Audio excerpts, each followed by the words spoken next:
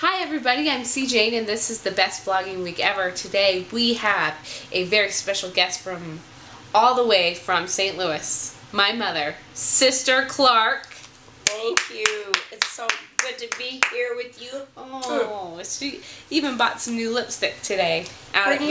Sitting here close to you, I didn't realize you had two piercing in your ear. Well, I told you that when I was like 16. Oh. I also had one up here too. Wow. I was hot. Yeah. 1, 2.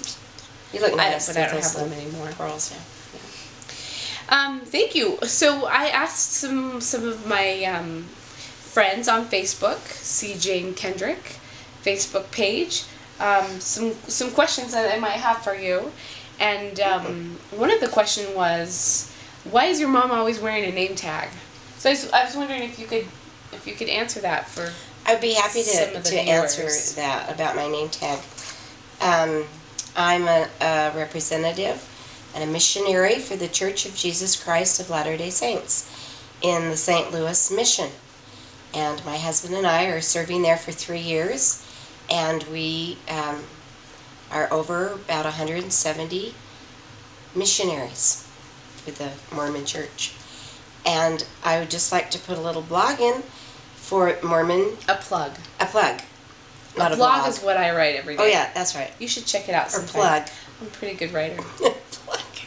A plug for Mormon.org if you'd like to know more about the Mormon Church. Could they say, why does Sister Clark always wear her tag? Is that a question that would be answered on Mormon.org? It could be, but I'm answering it right now. Oh, okay. So yeah, I've been taking pictures of us doing fun things together, and at the funeral, and people are wondering why you always have that tag on, and that's why. Yes, that's why. I wear it everywhere. Do you wear it when you're sleeping? No, I do take it off at night. How about when you're jogging? Yes, sometimes when I'm jogging, I don't really jog.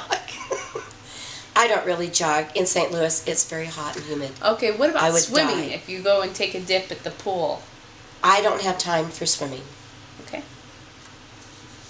But what about your missionaries? If your missionaries were going swimming? Missionaries are not allowed to go swimming on their mission. Oh, okay. Mm-hmm. What if you were at the bar? My mission? If you're at the bar having a beer and peanuts. I wouldn't be wearing this tag. Okay. Okay, all right. Choop's getting uncomfortable with my questions, so I'll move on. So every week, Mom, I don't know if you ever watch these or not, but every week, I don't. Choop and I read an email from a writer. From a reader. And I got a couple emails this week regarding a post I wrote about being a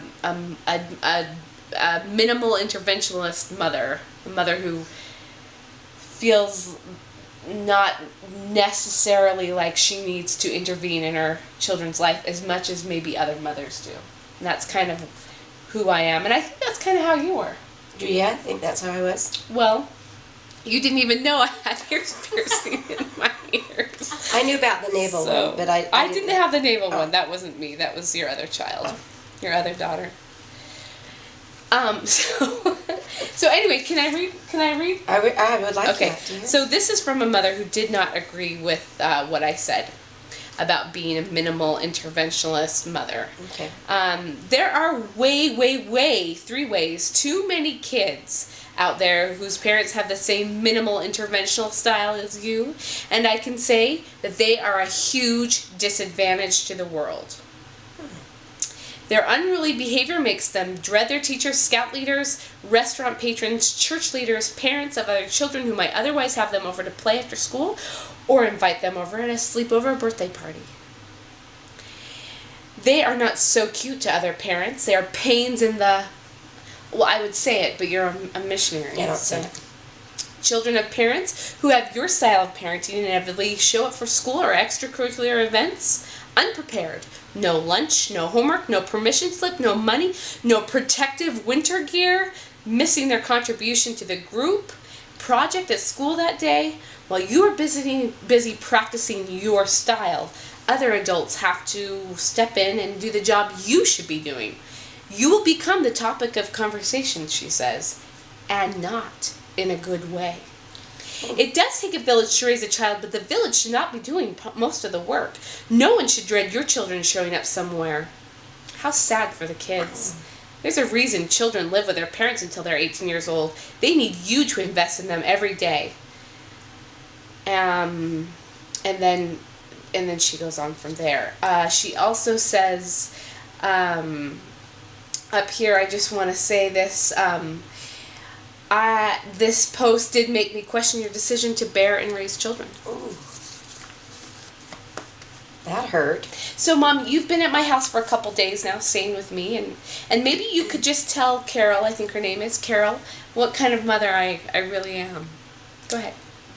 Well, I think you're a great mother, Courtney. I do think that you do things very different than I did them. And I do think that you do things different than your sisters do them. What do you mean by that? Well, I mean, they're a little bit more attentive to their children, and they make sure that their children are safe. And But Mom, Paige made Seth wear a helmet until he was 5. I know, and his Seth is doing well. He speaks Chinese.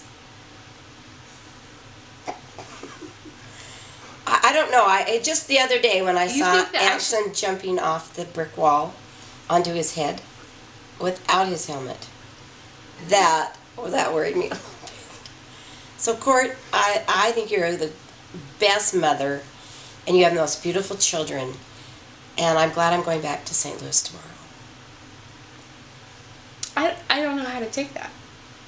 Well, it's just, I'm just kind of messing with you.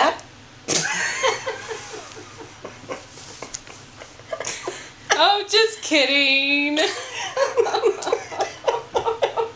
don't know. You really do think I'm a good mom, though. I do think you're a great mom. Mm-hmm. And I made the best banana muffins. Well, I think it's neat that you make chocolate chip cookies for your children for every meal. I like to come here for that. Okay, this has been the best vlogging week ever. Thank you, Sister Clark, for being here with us today. My pleasure. And we'll see you next week. Mwah!